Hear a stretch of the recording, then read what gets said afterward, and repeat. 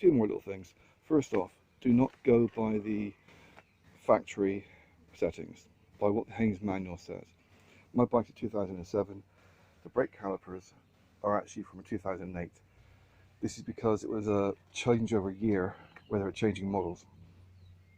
It just means that if your garage orders 2007 pads, they won't fit.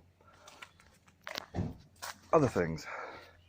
Side mirrors. According to the book, to change the standard mirrors, the OEM ones, you got to take off the inside fairing, you got to take off your visor, you got to take off all this crap. You've actually got to take out the clocks according to the Haynes manual. In reality, you fucking don't. All you have to do is undo these two, which are basically hex keys.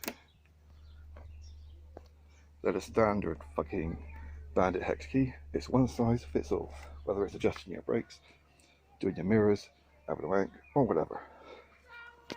So yeah, changing the mirrors is a lot fucking easier than I thought. Oh yeah, vinegar and very fine wet and dry to get rid of the glue.